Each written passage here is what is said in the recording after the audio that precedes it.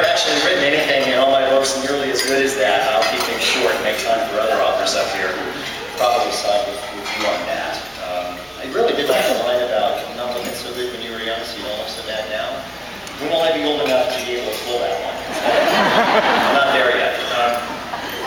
But I do have a little bit of business being here in that, like so many of you, my life has been touched and changed permanently by cancer.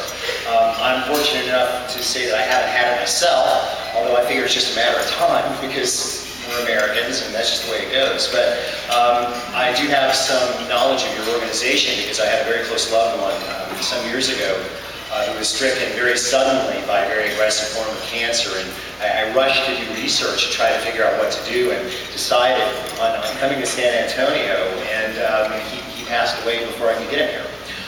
And so I've always kind of felt like if I had just a little more time, if I had a little bit more knowledge beforehand, and so I'm here and wanted to come here because I'm hoping to help you raise money to get the word out, because if we had known a little bit more a little sooner down in Georgia, we might have made better decisions, and I might have a beloved member of my family still with me. So I'm hoping that they'll save a room for me because it's just a matter of time. And I like San Antonio, so that's good.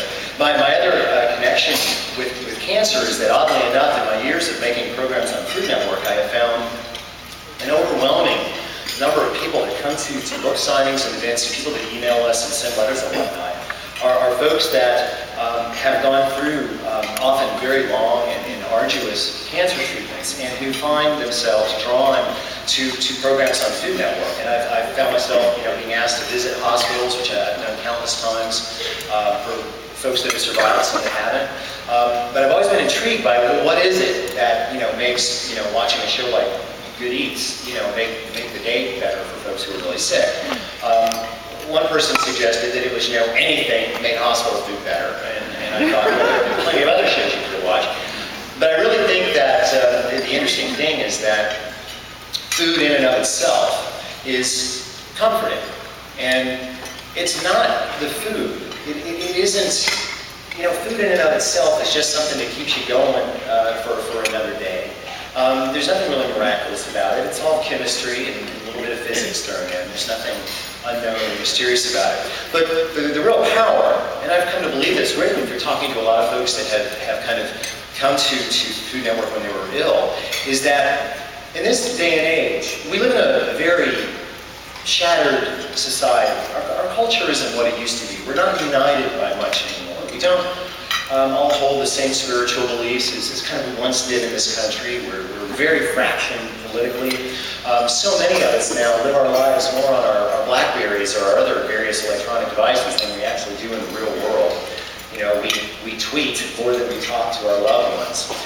And I think that in the end, because of that, food has become one of the very last pieces of connective tissue that we all have in common. We need it, and we thrive on watching things about food and reading about food, because it is truly one of the last things that holds us all together. I've talked to a lot of anthropologists about the power of food, and it's interesting that no matter where you go on planet Earth, and no matter what people group you're with, whether it's a very small tribe in the rainforest or a massive cosmopolitan society, there are two things, and only two things, that all people on Earth want to do in a group. One of them's not what you think.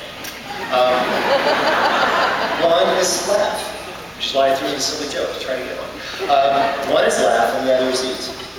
We need that commonality. We need to be able to come together in that way, which is something that anyone that's been very ill and has gone through hospitalization and treatment, it's a lonely, lonely process. And so we tend to turn to food, even when it tastes bad, even when every bite tastes like metal, we still thrive the connectivity that it gives you.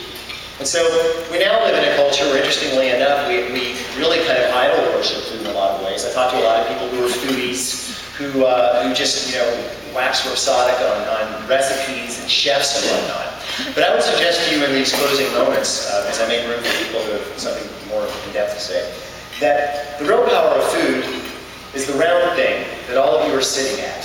The power of food is not the sensation, it's not the fun of cooking. It's being able to sit down with other people, other human beings, and break bread and share the blessing that is having a fruitful planet to share into ourselves. And I hope that all of you, as you go forward this day, won't forget that. Sit down at your kitchen table, eat with your family, eat with loved ones, be gracious. I make it a policy once a month to sit down someplace with strangers and eat people that I don't know. I'm doing it today. It doesn't have to be with, 900 of your closest friends. But never, ever forget that the power of food to heal and the power of food to bring people together is actually the same power. And don't forget that that is a very, very powerful kind of medicine to eat. Thank you very much.